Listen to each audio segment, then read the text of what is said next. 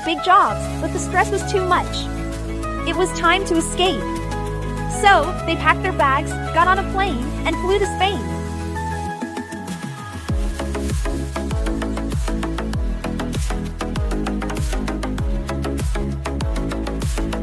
Welcome to Ricky and Brenda's The Great Escape.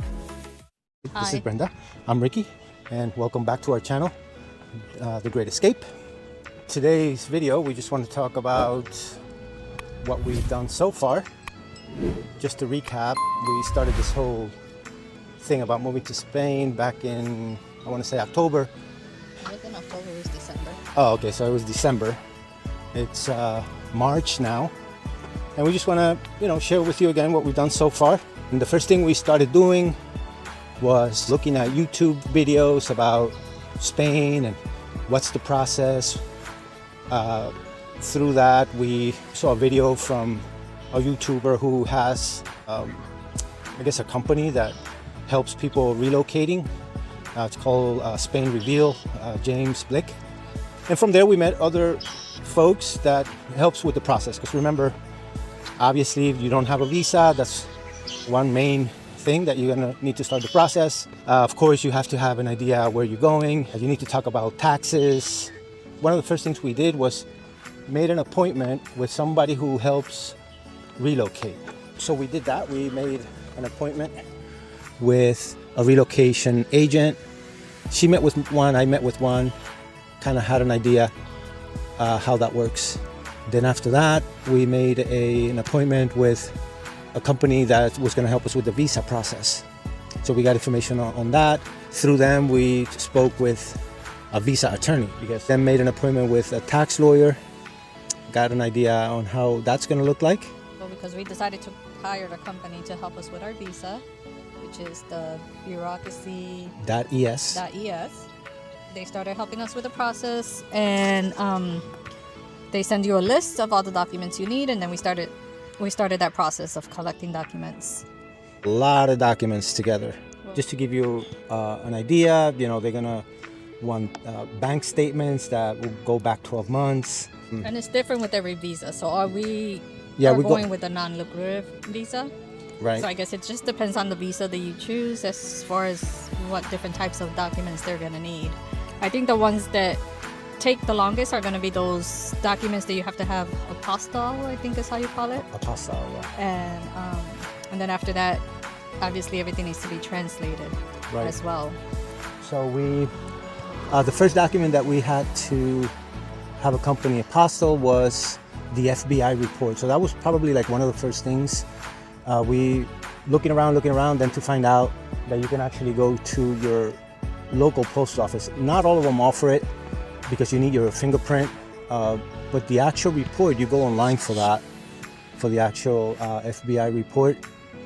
And once that's done, then you have to get your fingerprint and send it in to them. You can do everything online. And it didn't take as long as we thought. I think in a couple of days, actually, we got that back. But then we had to have it apostille, and we hired somebody who, again, was referred to us by the same circle that it was originated from James, which is a company here in the US. And so we had it apostille. Took maybe, I don't think it took more than 2 weeks. It's a very, very good company, very reliable. Responsive. Yeah, and all this stuff, we're gonna put links below. But yeah, very, very quick about it. And the next thing we did, again, just going back to the documents, so you need your statements, you need the FBI report apostille, then we learned that, because we already had our marriage certificate, which we got married in Puerto Rico, but we were told that we were going to need a newer one. So we had to order that. We did it online. Didn't take long. Came from Puerto Rico. After the fact, we learned that we needed that apostille also. Mm-hmm. That took quite a bit. Yeah. Took about 3 weeks. More like a month. More like a month.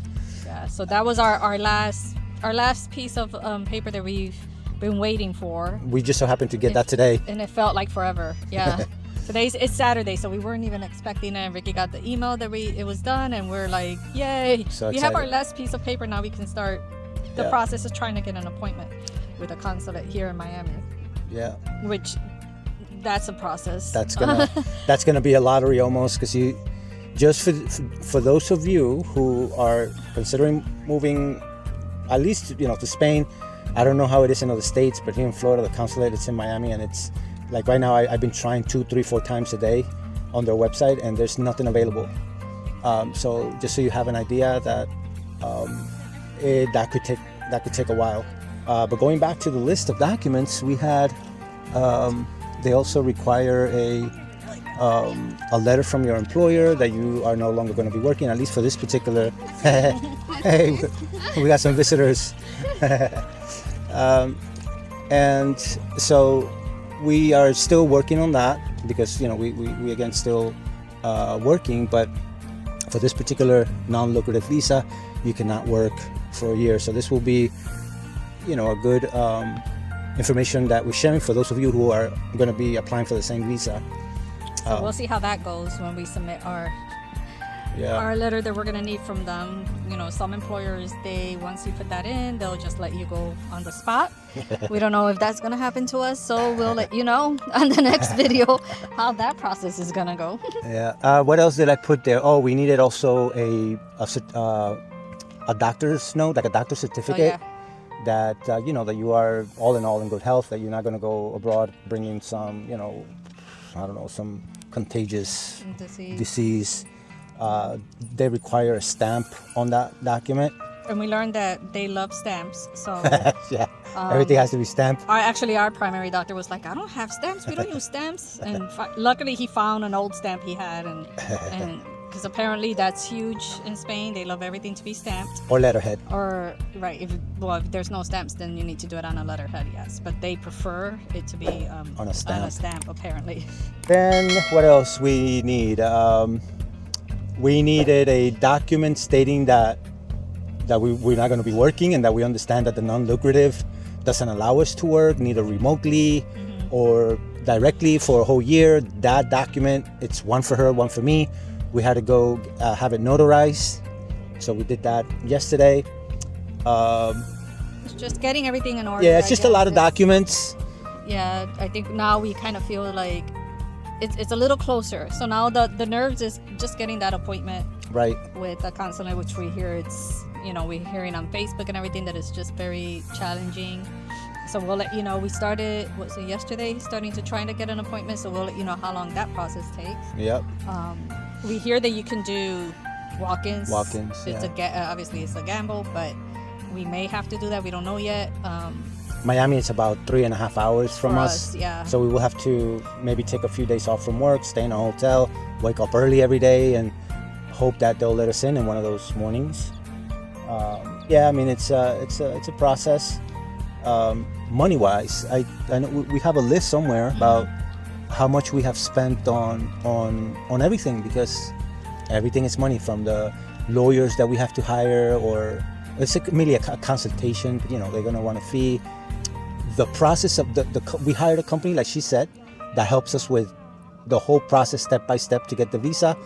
That cost us about $2,000. Yeah, about $2,000. What else? We, through James Blick, the Spain Reveal, he offers a masterclass that teaches you everything you need to know about moving, specifically to Spain, but you can really use his technique and his teaching for just about anything, because it's all same basics. That was about $800 for both of us. It's a flat fee for family.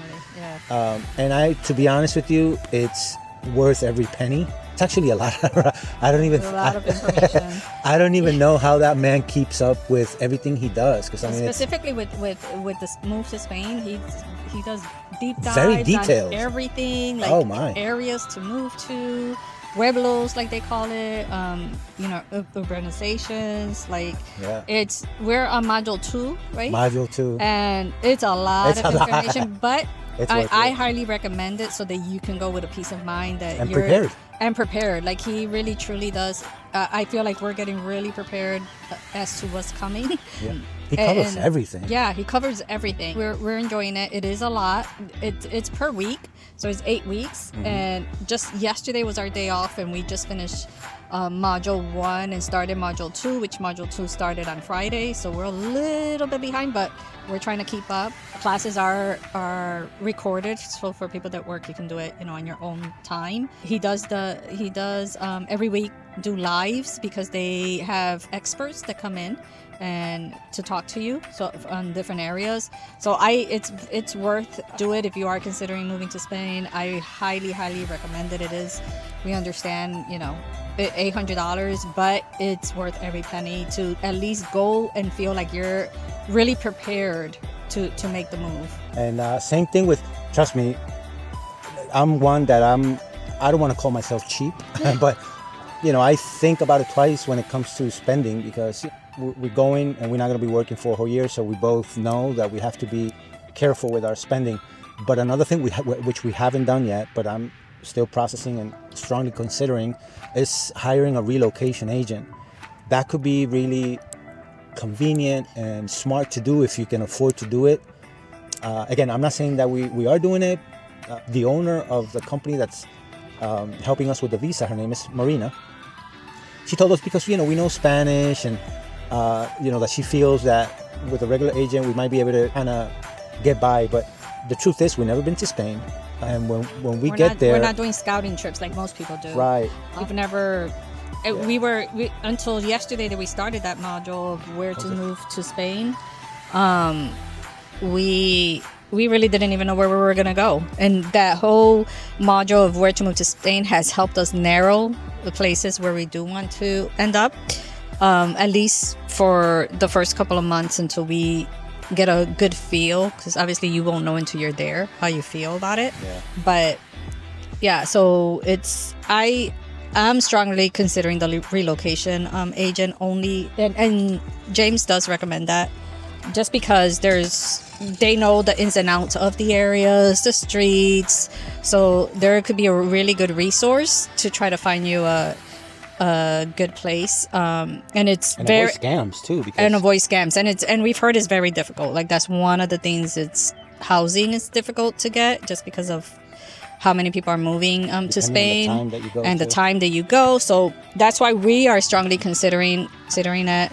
We do know it's a lot more money again, but I think it's worth it just to be able to, even though we know the language, and yes, probably we can do it on our own, but I just feel like we would feel more comfortable if we had help with that, because that's one of the important things, right? To find a place where to move to.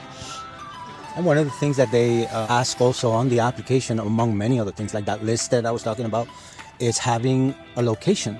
So obviously, it doesn't mean you have to have a lease agreement, but we're gonna need a place to stay when we arrive. So we're probably gonna do an Airbnb or maybe a hotel, because for our luck, it looks like we're gonna be going in a busy time, during the summer. Our lease here, because we live in Florida, and our lease doesn't end until July. So we'll see, because the truth is we're going to leave whenever the visa is ready, but we don't know. At this point, we have no idea.